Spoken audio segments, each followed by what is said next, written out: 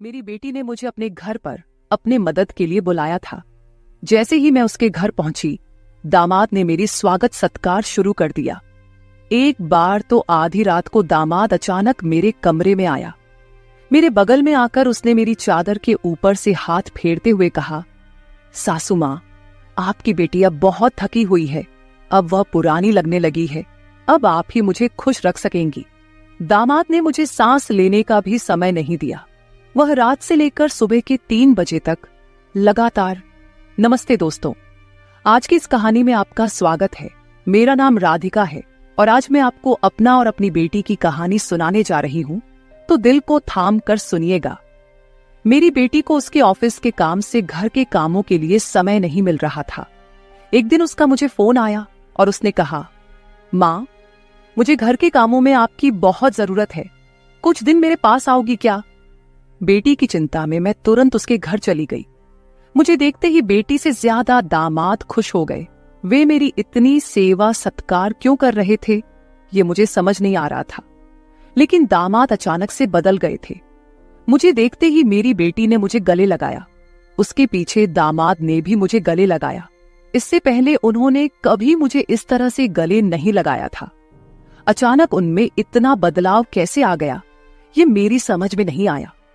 जब दामाद ने मुझे गले लगाया तो मुझे बहुत शर्म महसूस हुई। मेरी बेटी सरिता ने अपने पति के इस व्यवहार पर ध्यान भी नहीं दिया। जैसे ही मैं बेटी के घर पहुंची, उसने मुझसे कहा कि वह मेरे हाथों से बनी उसकी पसंदीदा सब्जी खाना चाहती है। आते ही मैं फ्रेश होकर बेटी के किचन में चली गई। उस रात दामाद और बेटी दोनों बड़े चाव से खाना खा रहे थे। खाना खत्म होते ही सरिता बोली, माँ, आज आपके हाथ का खाना खाकर बहुत अच्छा लगा। उसके कहने पर दामाद ने भी हामी भरते हुए कहा, मुझे तो ऐसा लग रहा है जैसे बहुत दिनों बाद पेट भरकर खाया हो। दामाद ने मेरी तारीफ किया तो सरिता ने अपने पति को गुस्से से देखना शुरू कर दिया। वह बोली, सुमित, मेरी माँ के सामने मेरी बुराई मत करो। तुम ऐसा बोल रहे हो जैसे मैं रोज खाना बनाती ही नहीं हूं। क्या तुम रोज बाहर मेस में खाते हो? उन दोनों के बीच तू मैं शुरू हो गई। तब मैंने दोनों को शांत करते हुए कहा, सरिता, छोटी छोटी बातों को बड़ा मत बनाओ। दामाद तो बस मजाक में तुम्हारे सामने मेरी तारीफ कर रहे होंगे। वैसे भी रोज तो मैं यहां नहीं रहती, तुम ही अपने पति का ख्याल रखती हो। शायद वे सिर्फ हंसी मजाक कर रहे हो। मैंने अपनी बेटी से यह कहा क्योंकि मैं दामाद को कुछ कह नहीं सकती थी। खाना खत्म होते ही सरिता हाथ धोकर अपने कमरे में चली गई। मैं डाइनिंग हॉल साफ करने लगी। मेरी मदद के लिए दामाद थे। वे बोले, सरिता को तो कोई परवाह ही नहीं है। माँ, इतने दिनों बाद आप घर आईं, फिर भी वह पहले ही दिन से आपके ऊपर सारा काम छोड़कर मोबाइल लेकर कमरे में चली गई। यही तो रोज का हाल है। दामाद की बात से सहमत होकर मैंने डाइनिंग टेबल से बर्तन उठाए। तभी दामाद भी मेरी मदद के लिए किचन में आ गए। किचन से जाते वक्त दामाद ने अचानक मेरे हाथ पकड़ लिए। फिर दामाद जी बोले, सासू माँ, सच में आपके हाथों में जादू है। आपके हाथ का खाना खाकर मन बहुत प्रसन्न हो गया। आगे भी मुझे आपके इस तरह के अलग अलग रूप देखने को मिलेंगे। मेरा न कोई साला है और न कोई साली। मेरे ससुराल में तो आप ही एक हैं। अब चाहे साला, साली और बहनोई की हंसी मजाक हो या सासू माँ की देखभाल, ये सभी रिश्ते आपको ही निभाने हैं। अब मैं आपको यहां से जल्दी जाने नहीं दूंगा। मुझे दामाद का प्यार समझ में आया, लेकिन इसके पीछे उनका क्या मकसद था, इस पर मैंने ज्यादा गहराई से सोचा नहीं था। इसी तरह कुछ दिन और बीत गए। मुझे बेटी के घर आए कुछ ही दिन हुए थे। तभी मैंने महसूस किया कि उन दोनों पति पत्नी के बीच कुछ ठीक नहीं था। लगातार 3 दिन से मुझे रात को उनकी बड़बड़ाहट और दामाद की आवाज उनके कमरे से सुनाई दे रही थी। वह बात प्रेम की तो बिल्कुल नहीं थी। उन दोनों के बीच कुछ गड़बड़ थी, ये मुझे साफ महसूस हो रहा था, क्योंकि जब से मैं वहां आई थी, मैंने उन्हें कभी साथ में हंसते खेलते नहीं देखा था। एक दिन शाम को सरिता ऑफिस से जल्दी घर आ गई। उसे घर पर देख मैं 2 कप कॉफी लेकर उसके कमरे में चली गई। मुझे उससे थोड़ी बात करनी थी। कॉफी का बहाना लेकर मैं उसके कमरे में गई। मैंने उसके हाथ में कॉफी का कप दिया, लेकिन वह मुझसे बात करने के बजाय मोबाइल में व्यस्त थी। तब मैंने उसका मोबाइल खींचते हुए बोली, सरिता, क्या मुझे यहाँ बुलाने का मकसद यही है कि मैं तुझे मोबाइल खेलते हुए देखूं? मैं आई हूं और तू मुझसे 2 मिनट भी बैठकर बात नहीं कर रही। अरे 2 शब्द मां से तो बोल, और अगर तुझे बात नहीं करनी तो मुझे तुझसे बात करनी है। जैसे ही मैंने उसका मोबाइल छीन लिया, उसका ध्यान मेरी ओर हो गया। वह बोली, बोलो मां, तुम्हें मुझसे क्या इतना जरूरी बात करनी है? तब मैंने उससे कहा, सरिता, तू खुद को इतनी कूल दिखाती है, क्या सच में तू वैसी ही है? क्या सच में तुम्हारे घर का माहौल इतना कूल है? मेरी बातों पर सरिता के चेहरे पर एक सवालिया निशान उभर आया। वह बोली, मां, तुम क्या बोल रही हो? मुझे तो कुछ समझ में नहीं आ रहा। जो बोलना है सीधे बोलो। अब तुम टीचर नहीं हो और ना मैं तुम्हारी स्टूडेंट, जो तुम मुझसे इतने सख्ती से बात कर रही हो। सरिता के कंधे पर हाथ रखकर मैंने उससे कहा, अरे पिछले 3 दिनों से रात को मुझे तुम्हारे कमरे से तुम दोनों की बड़बड़ाहट सुनाई दे रही है। क्या तुम दोनों के बीच सब कुछ ठीक है? अभी तुम्हें बच्चा भी होना है। अभी से ही तुम्हारे बीच अनबन शुरू हो गई है। अभी तो तुम्हें साथ में पूरा जीवन बिताना है। ये सही तरीका नहीं है। मेरी बातों का जवाब देते हुए सरिता बोली, मां, मुझसे कहने के बजाय समीर से कहो, क्योंकि हमेशा वही झगड़ा शुरू करता है। उस दिन भी देखा ना, कैसे वह खाने की टेबल पर मुझे कुछ भी बोल रहा था। फिर वह बोली, मां, अब तुम ही बताओ, मैं ऑफिस में भी थक जाती हूं, ऊपर से घंटों ट्रैफिक में फंसकर घर आना पड़ता है। अब 3 दिन से तुम घर आई हो तो मुझे थोड़ी राहत मिली है, नहीं तो रोटियां बेलते वक्त भी मेरी आंख लग जाती थी। अब इतनी थकान के बाद भी मैं समीर को कैसे समय दूं? समीर तो कुछ समझने को तैयार ही नहीं है, और वैसे भी तुम्हें यहां बुलाने का आइडिया उसी का था। वह कह रहा था कि सासू मां के आने से तुम्हें भी थोड़ा आराम मिलेगा। तुम यहां आई हो तो उसकी खाने की शिकायतें भी थोड़ी कम हो गई हैं, नहीं तो हर बात में ये ऐसा और वो वैसा ही चलता रहता था। तुम्हें बुलाने से पहले वह कह रहा था कि जब मेरी सासू मां आएंगी तो मैं उनसे सारी ख्वाहिशें पूरी करवाऊंगा। अब तुम्हारे दामाद को तुमसे क्या ख्वाहिशें पूरी करवानी है, ये तुम ही देख लो। उसकी शिकायतों से तो मुझे थोड़ी राहत मिल गई है। सरिता की बातें सुनकर मुझे लगा कि सच में उसे काम से समय नहीं मिल पाता होगा, इसलिए समीर को खाने पीने की परेशानी हो रही होगी, और शायद इसलिए उन्होंने मुझे कुछ दिनों के लिए बुला लिया होगा। लेकिन दामाद को मुझसे और भी ख्वाहिशें पूरी करवानी थीं, इसका मुझे कोई अंदाजा नहीं था। सरिता की बातें सुनकर मुझे लगा कि उनके बीच सामान्य झगड़े हैं जो वे खुद सुलझा लेंगे, इसलिए आगे मैंने सरिता को और नहीं समझाया। जैसे ही मैं उसके कमरे से बाहर निकली, मुझे दामाद की गाड़ी का आवाज सुनाई दिया। उस दिन समीर भी जल्दी घर आ गए थे। उन्हें घर में देखकर मैंने कहा, आज आप जल्दी आ गए, चलो अच्छा हुआ। आज तुम दोनों बाहर जाकर डिनर कर लो, घर में संभाल लूंगी। उन्हें थोड़ा बाहर घूमने फिरने का मौका मिलेगा, इसलिए मैंने उन्हें डिनर के लिए बाहर जाने को कहा। लेकिन दामाद ने कहा, सासू मां, होटल जाने की जरूरत नहीं है। आज मेरे बॉस का 50वां जन्मदिन है। बॉस ने जन्मदिन के मौके पर एक 5 स्टार होटल में पार्टी रखी है और हमें खास तौर पर उस पार्टी में बुलाया गया है। समीर की बात सुनकर मैंने कहा, अरे वाह, तो फिर तुम दोनों जल्दी से अच्छे से तैयार हो जाओ और साथ में पार्टी में जाओ। तब दामाद जी बोले, सासू मां, हम दोनों अकेले नहीं जाएंगे। बॉस ने पूरे परिवार को बुलाया है और आप भी हमारे परिवार हैं, इसलिए आप भी हमारे साथ चलो। तब सरिता भी मुझसे जिद करने लगी।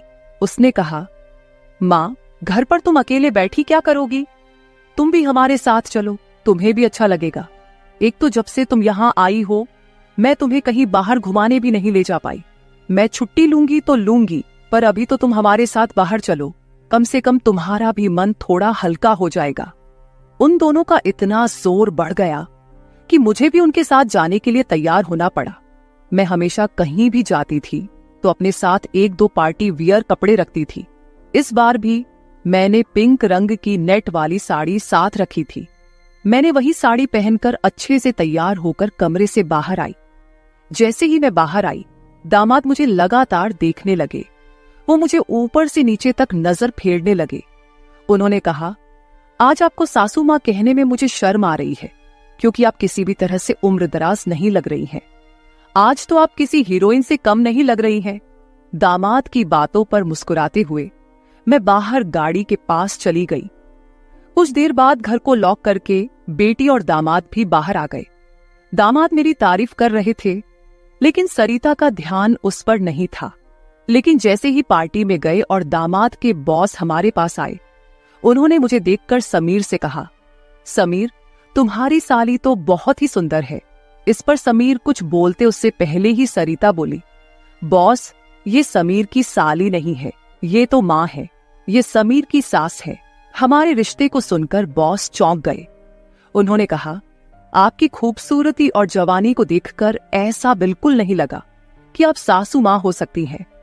बॉस ने अपनी गलती स्वीकारते हुए मुझसे माफी मांगी और वहां से चले गए। बॉस के जाते ही दामाद मेरी तारीफ करने लगे। उन्होंने कहा, सच में सासू माँ, आज तो आप सरिता से भी ज्यादा खूबसूरत लग रही हैं। सच में पत्नी तो ऐसी होनी चाहिए। ऐसा कहकर दामाद ने मेरे हाथ पर ताली मारी और हंसने लगे। लेकिन उनकी इस मजाक पर सरिता गुस्से से मेरी ओर देखने लगी। अब मुझे धीरे धीरे दामाद की नजरों का एहसास होने लगा था। कुछ देर बाद हम घर जाने के लिए निकल पड़े। घर पहुंचते ही सरिता और मैं एक साथ गाड़ी से उतरे। गाड़ी से उतरते ही सरिता ने मुझसे कहा, माँ, आज के बाद तुम्हें इतना सजने संवरने की कोई जरूरत नहीं है। थोड़ा अपनी उम्र के हिसाब से रहना सीखो। गुस्से में तीखे शब्द बोलते हुए सरिता पैर पटकती हुई घर के अंदर चली गई। मुझे उसका गुस्सा कुछ समझ नहीं आया। असल में मुझे तो किसी भी बात पर गुस्सा आने का सवाल ही नहीं था। फिर भी सरिता मुझसे नाराज होकर पैर पटकते हुए घर के अंदर चली गई थी। नादान लड़की सोचकर मैंने उसकी बातों को नजरअंदाज किया और घर में जाकर अपने कमरे में चली गई। कुछ देर बाद फ्रेश होकर मैंने रात में सोने के लिए नाइट गाउन पहन लिया। रोज की तरह सोने से पहले मैंने अपने हाथ पैरों पर बॉडी लोशन लगाया। तभी अचानक दरवाजे पर दस्तक हुई। दरवाजे पर दामाद थे। हमारी नजरें मिलते ही दामाद ने कहा, सासू माँ, अंदर आ सकता हूं। ये घर उनका ही था, फिर भी वो कमरे में आने के लिए मुझसे अनुमति ले रहे थे। मैंने कहा, ये घर तो आपका ही है, मेरी अनुमति लेने की क्या जरूरत, आप यहां कभी भी आ जा सकते हो। फिर हंसते हुए दामाद कमरे के अंदर आ गए। उन्होंने मेरी ओर देखकर कहा, सासू माँ, सच में आज आप बहुत सुंदर लग रही थी। वैसे तो मैं आपको कभी यह कॉम्प्लीमेंट देना चाहता था कि आप आज भी जवान और खूबसूरत दिखती हैं। कभी कभी सच में आपको सासू माँ कहने में मुझे शर्म महसूस होती है। कभी कभी तो आपको नाम से बुलाने की इच्छा होती है। सच में आप सरिता की बहन जैसी लगती हैं। बाहर कुछ समय पहले सरिता ने जो गुस्से में आपको कहा, वह सब मैंने सुना। उसकी बातों पर ध्यान मत दीजिए। और हाँ, एक जरूरी बात यह है कि सरिता की बातों को दिल पर लेकर आप अपना रहन सहन बिल्कुल मत बदलिए। आप जैसी हैं बहुत अच्छी हैं। दामाद के मुंह से अपनी तारीफ सुनकर मेरे मन में लड्डू फूटने लगे। अगर 45 साल की किसी महिला की तुलना 21 साल की जवान लड़की से की जा रही हो, तो जाहिर है वह महिला खुश होगी ही। उस समय मेरे साथ भी वैसा ही हुआ था। दामाद की प्रशंसा पर मैं शर्मा गई थी। उस दिन के बाद दामाद की हदें बढ़ने लगी। 4 दिन बाद मुझे अपनी बेटी के कमरे से उनकी बहस की आवाजें सुनाई दी। मैं अपने कमरे से बाहर झांकते हुए वह सब सुन रही थी। तभी दामाद कमरे से बाहर आते दिखे। दामाद को बाहर आते देख मैं जल्दी से अपने कमरे में चली गई। मैं कमरे की लाइट बंद करने ही वाली थी कि समीर मेरे कमरे में आ गया। वो काफी गुस्से में लग रहा था। मैंने उसे एक गिलास पानी दिया और पूछा, सब ठीक तो है ना? इस पर दामाद बोले, सासू माँ, आपकी बेटी और आप में कितना फर्क है। शादी के बाद पति से कैसा व्यवहार करना चाहिए, उसे कैसे खुश रखना चाहिए, आपने सरिता को कुछ भी नहीं सिखाया। जब भी मैं उसके पास जाता हूं, वह मुझसे एक ही बात कहती है कि मैं बहुत थक गई हूं। आपकी बेटी अब पूरी तरह बूढ़ी दिखने लगी है। उसके सामने आप जवान लगती हैं। कहां आपकी जवानी और कहां सरिता की समय से पहले आई बुढ़ापा। मैंने शांत रहकर समीर की सारी बातें चुपचाप सुनी। उनकी बातें खत्म होते ही मैंने उसे समझाते कहा, दामाद जी, आप गुस्सा मत कीजिए। सरिता अपने ऑफिस के काम में पूरी तरह थक जाती है। इसलिए वह थोड़ी परेशान हो गई है। कुछ दिन आप दोनों बाहर घूमने चले जाइए, सब कुछ ठीक हो जाएगा। काम की भाग दौड़ में खुद के लिए भी समय निकालना जरूरी है। इस पर दामाद बोले, मैं तो सब कुछ करने के लिए तैयार हूँ, लेकिन आपकी बेटी को ऑफिस से छुट्टी लेने की इच्छा होगी, तभी मैं भी उसके साथ कहीं जा सकूंगा। मैंने फिर से दामाद को समझाया और उनके हाथ में पानी का गिलास दिया। दामाद से बात करते हुए अनजाने में मेरा हाथ उनके पैर पर रख दिया गया। अचानक दामाद ने अपने पैर पर रखा मेरा हाथ अपने हाथ से पकड़ा और मेरे हाथ से गिलास को एक ओर रखते हुए दूसरे हाथ से मेरे चेहरे से बाल हटाकर बोले, सासू माँ, आप सच में बहुत सुंदर हैं। आपको देखकर तो सरिता को देखने की इच्छा ही नहीं होती। कहाँ आपके चेहरे का तेज और कहाँ सरिता की झुर्रियां। दामाद मेरे सामने मेरी बेटी की बुराई कर रहे थे। मैंने उन्हें कहा, आप मेरी सुंदरता की तारीफ कर रहे हैं, इसके लिए धन्यवाद, लेकिन जिस लड़की के बारे में आप बुरा भला कह रहे हैं वह मेरी बेटी है, ये मत भूलिए। दामाद बोले, सासू माँ, मैं कुछ गलत नहीं कह रहा हूं, जो सच है वही कह रहा हूं। अब सरिता बूढ़ी दिखने लगी है तो क्या करूं? आपके सामने वह सच में फीकी पड़ती है। आपकी सुंदरता बेहद मनमोहक है। बोलते बोलते दामाद की नजर मुझ पर टिकने लगी थी। तब मैंने उनसे कहा, अब काफी रात हो गई है, आपको जाकर सो जाना चाहिए, नहीं तो सरिता यहाँ आ गई तो वह और नाराज हो जाएगी। मैंने दामाद को जैसे तैसे अपने कमरे से बाहर किया, नहीं तो वह रात भर मेरे कमरे में ही बैठे रहते। खैर, जो भी हो, लेकिन समीर ने मेरी जो प्रशंसा की वह मुझे बहुत पसंद आई। अगले दिन शाम को जब दामाद ऑफिस से घर आए तो उन्होंने कहा, सासू माँ, कल मुझे 2 टिफिन पैक कर दीजिए, और वो भी भरकर। जब से आप मेरा टिफिन बना रही हैं, ऑफिस में मेरी क्रेडिट कुछ ज्यादा ही बढ़ गई है। मेरे दोस्त रोज मेरे टिफिन की तारीफ करते रहते हैं, और आज तो मेरे बॉस ने भी मेरी तारीफ की। सबको लगा कि मेरी पत्नी ने इतना अच्छा खाना बनाया है, लेकिन मैंने सबका भ्रम दूर कर दिया और उन्हें बताया कि यह जादू मेरी पत्नी के हाथों में नहीं, बल्कि मेरी सासू माँ के हाथों में है। कल मेरे बॉस ने आपसे टिफिन मांगा है, और हाँ, टिफिन के साथ आप भी अच्छे से तैयार रहिएगा, क्योंकि बॉस ने आपको भी मिलने के लिए बुलाया है। मेरे दोस्तों को भी आपसे मिलने की इच्छा है। दामाद मेरी तारीफों के पुल बांध रहे थे, तभी सरिता वहीं बैठी थी। बातें करके समीर डाइनिंग हॉल से बाहर चले गए। मैं भी किचन में रात का खाना बनाने जाने लगी। तभी सरिता ने कहा, माँ, तुम्हें अपने दामाद के सामने ज्यादा कूल बनने की कोशिश नहीं करनी चाहिए। मैंने तुम्हें उसी दिन समझाया था कि तुम्हें अपनी उम्र के हिसाब से रहना चाहिए। अब ना तुम नौकरी करती हो, ना पापा है, तो तुम्हें इन सब नखरों की क्या जरूरत है। कल तुम समीर के ऑफिस जा ही रही हो तो एकदम साधारण और सादगी से जाओ। मुझे तुम्हारा यह टाप टिप रहना बिल्कुल अच्छा नहीं लगता। मेरी अपनी बेटी मुझ पर हुक्म चलाने लगी थी। उस समय मुझे सरिता की बातों पर बहुत गुस्सा आया। मैंने उससे कहा, सरिता, उस दिन मैंने तुम्हें बच्चा समझकर कोई जवाब नहीं दिया, लेकिन अब तुम्हारी हिम्मत बढ़ती जा रही है। याद रखना, मैं तुम्हारी माँ हूं, ये मत भूलना। मुझसे बात करते समय अपनी जुबान का ख्याल रखो। एक बात तो तुम्हें भी अच्छे से पता है कि मुझे हमेशा से टापटिप रहने की आदत है। मैं अपनी आदत किसी के कहने से नहीं बदलूंगी। इंसान जितना अच्छा रहता है उतना ही फ्रेश दिखता है, यही मेरा मानना है। तुम चाहे कुछ भी कहो, मैं अपनी रहन सहन नहीं बदलने वाली। अगर किसी को बदलना है तो तुम खुद को बदलो, अपना चिड़चिड़ा स्वभाव बदलो। कभी कभी तो मुझे लगता है कि तुम मेरी ही बेटी हो या नहीं। उस दिन पहली बार मैं अपनी बेटी से इतने गुस्से में बात कर रही थी। इससे पहले सरिता ने भी कभी मुझसे इतने कटु शब्दों में बात नहीं की थी, इसलिए उससे गुस्सा होकर मैं किचन में चली गई। उस रात खाना खाते समय भी मैंने किसी से बात नहीं की। अगले दिन दोपहर के 1 बजे के बाद मुझे मेरे दामाद का फोन आया, तो मैं तैयार होकर उनके ऑफिस जाने के लिए निकली। शाम को मैं और समीर साथ ही घर लौटे। मुझे और समीर को साथ देखकर सरिता और भी ज्यादा नाराज हो रही थी। अब मुझे उसकी नाराजगी से कोई फर्क नहीं पड़ता था। वो तो अपने पति को भी खुश नहीं रख पाई थी। मैंने भी अब उससे किसी तरह की कोई उम्मीद नहीं रखी थी। लेकिन इधर मेरे दामाद अब मुझसे बहुत अच्छे से पेश आने लगे थे। हर 2-3 दिन में वो मुझसे कहते कि उनके ऑफिस में उनके दोस्तों ने या कभी उनके बॉस ने मुझसे मिलने के लिए बुलाया है। उस दिन भी सुबह नाश्ता करते समय दामाद ने मुझसे कहा, सासू माँ, घर के सारे काम जल्दी निपटा लीजिए क्योंकि आज भी आपको ऑफिस जाना है। मैंने उनकी बात पर सहमति जताई। जैसे ही समीर ऑफिस के लिए निकले, सरिता ने मुझे घेर लिया। उसने कहा, माँ, मैं कुछ दिनों से देख रही हूँ रोज तुम अपने दामाद के ऑफिस जा रही हो, शाम को उनके साथ हंसती खेलती घर लौटती हो। अब भी तुम दोनों में सास दामाद का रिश्ता बरकरार है या फिर सीमाएं पार हो गई हैं? उस समय सरिता कुछ ज्यादा ही बोल गई थी।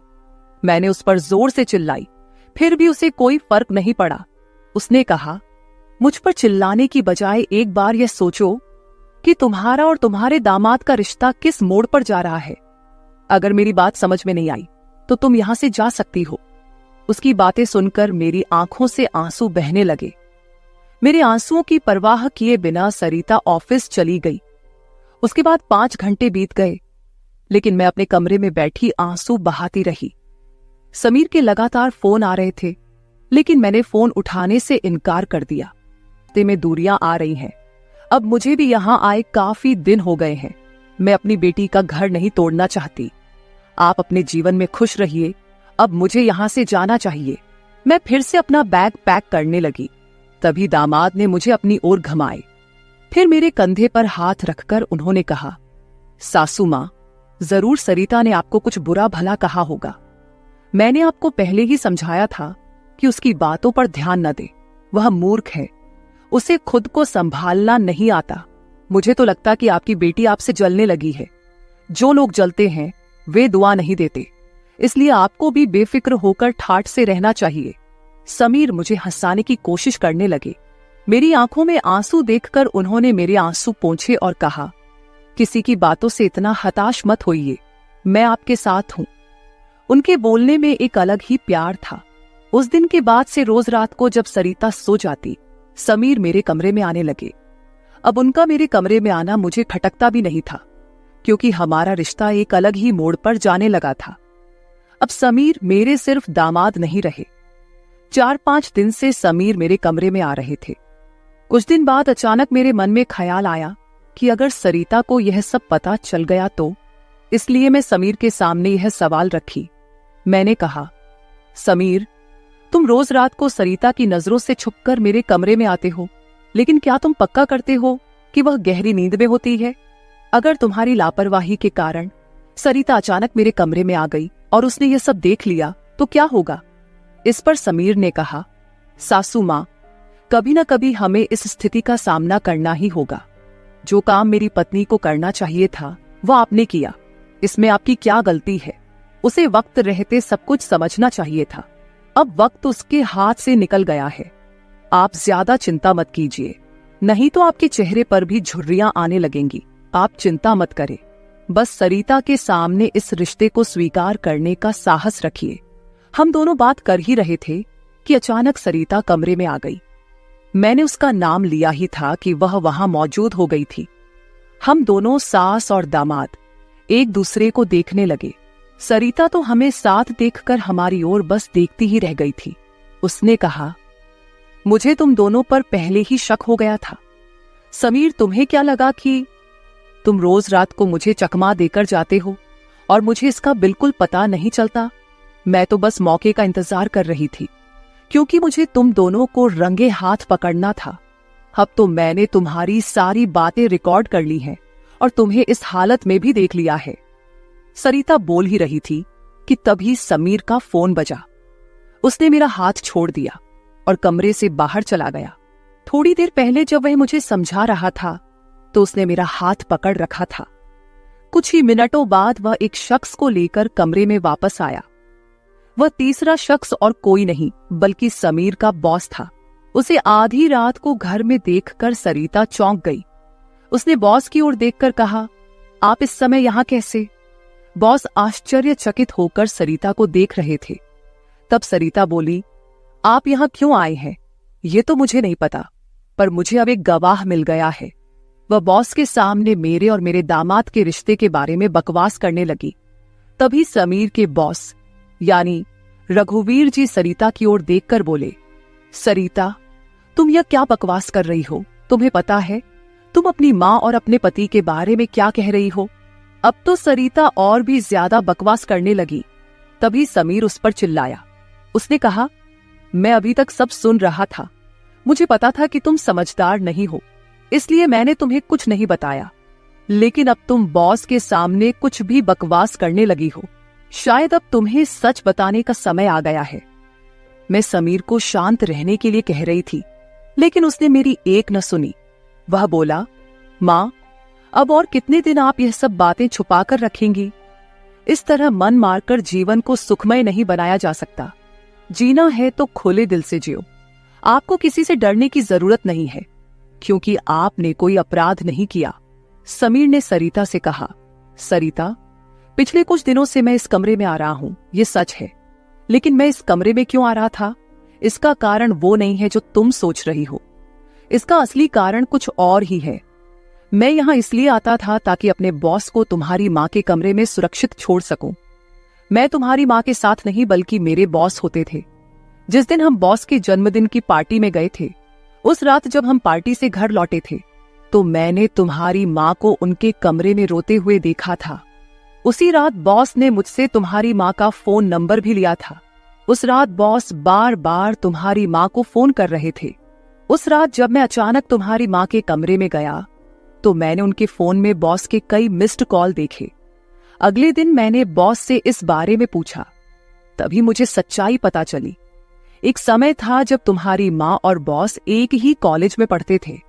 इतना ही नहीं, उन दोनों के बीच प्यार भी था, लेकिन घर वालों के दबाव के कारण वे अपना जीवन एक साथ नहीं बिता सके। पर किस्मत ने 30 साल बाद उन्हें एक बार फिर से आमने सामने खड़ा कर दिया। तुम्हारी माँ कुछ बोलने के लिए तैयार नहीं थी, लेकिन बॉस की वजह से मुझे उन दोनों के रिश्ते के बारे में पता चला। तब से मैंने जानबूझकर कभी दोस्तों का बहाना बनाया तो कभी बॉस का, ताकि तुम्हारी माँ और बॉस को एक दूसरे से मिलवा सकूं। धीरे धीरे मैंने तुम्हारी माँ के चेहरे पर खुशी देखनी शुरू की। वह भी अपना पुराना रिश्ता जीने लगी, लेकिन तुमने इसे गलत समझा और माँ पर गलत आरोप लगाए। तुम्हारे आरोपों के बाद तुम्हारी माँ ने घर से बाहर निकलना बंद कर दिया। तब से मैंने इस प्रेमी जोड़े की मुलाकात अपने घर में ही करानी शुरू कर दी। तुम्हारी माँ जानती थी कि तुम इस उम्र में उनके और बॉस के रिश्ते को स्वीकार नहीं करोगी, इसलिए उन्होंने कभी तुमसे खुलकर बात नहीं की। लेकिन अब मुझे लगता है कि उन्हें अपनी जिंदगी का फैसला खुद करने देना चाहिए। सरिता बोली, समीर, तुम मेरी माँ को उनके प्रेम से मिलने के लिए इतना प्रयास कर रहे थे। तुम दामाद होकर भी कोई आपत्ति नहीं कर रहे थे और मेरी माँ को एक बार फिर से जीने का मौका दे रहे थे।